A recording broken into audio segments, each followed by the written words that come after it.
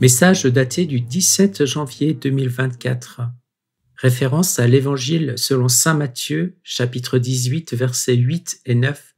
Si ta main ou ton pied est pour toi une occasion de chute, coupe-le et jette-le loin de toi. Mieux vaut pour toi entrer dans la vie éternelle manchot ou estropié que d'être jeté avec tes deux mains ou tes deux pieds dans le feu éternel.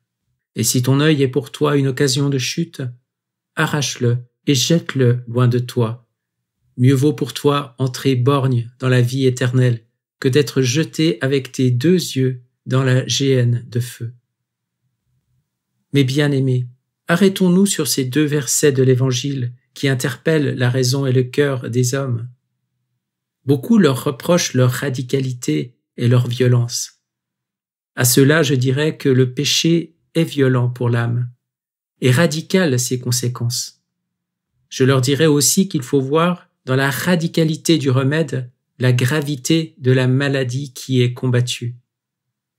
L'homme vit bien souvent dans une léthargie spirituelle et oublie facilement que son ennemi n'est pas de sang et de chair comme lui, mais est constitué de puissances du monde des ténèbres, des esprits du mal qui sont dans les régions célestes et dont les actions sont redoutables. Ces deux versets ont donc la vocation de réveiller les âmes que la tiédeur et les compromis ont assoupies.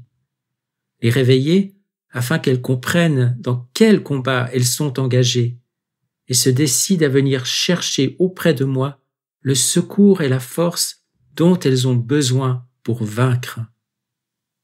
Lorsque l'homme pêche, le péché utilise son corps et ses facultés pour réaliser ses désirs mauvais. Cela signifie qu'il a investi et qu'il contrôle la volonté humaine, puisqu'il est le moteur de tout acte, de tout mouvement et de toute pensée. Dis-moi qui te dirige, et je te dirai de quelle nature seront tes actes et tes pensées. Aussi je vous le dis, mes bien-aimés, si vous ne voulez plus pécher, renoncez à votre volonté propre que le péché a saisie et rendue si mauvaise et confuse. Car il vaut mieux pour vous entrer au ciel amputé de cette volonté que de vous perdre avec elle. Oh bien sûr, rien n'est plus nécessaire que la volonté pour vivre, tout comme est nécessaire son bras ou ses yeux, etc. C'est pourquoi l'appel de couper l'un ou l'autre, surtout s'ils vous conduisent au péché, apparaît radical. Je sais cela, et c'est pourquoi je veux vous conforter encore et toujours. Je ne veux pas vous laisser sans une volonté pour vivre, et je vous donne la mienne en échange du renoncement à la vôtre. Elle saura vous porter et vous dirigera divinement avec amour.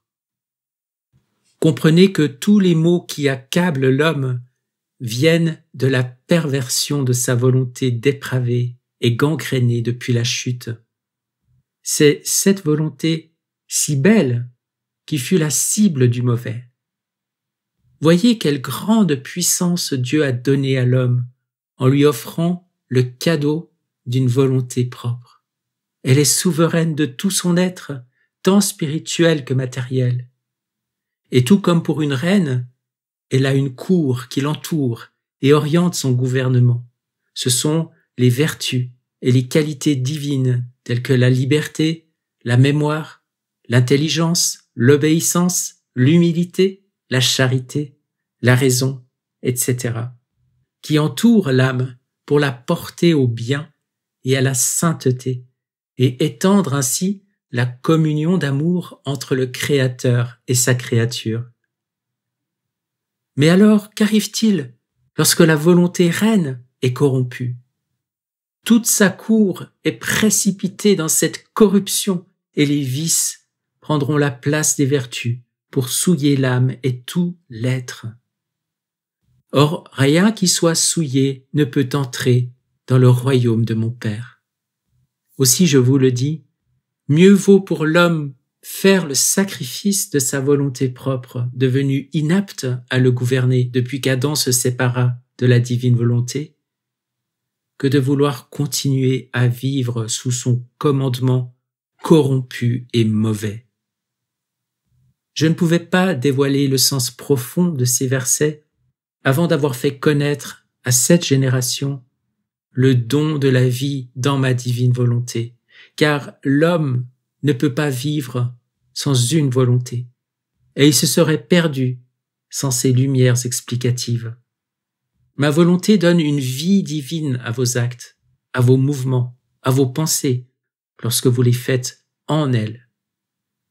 C'est ainsi que se fait petit à petit, acte après acte, la transfusion de ma volonté en vous.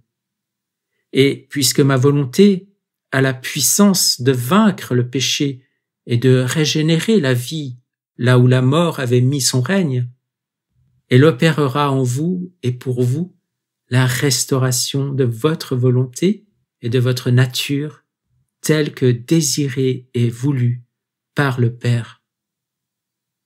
C'est bien au sacrifice de votre volonté propre que vous êtes ici appelés. Je vous bénis. Je suis Jésus-Christ en gloire.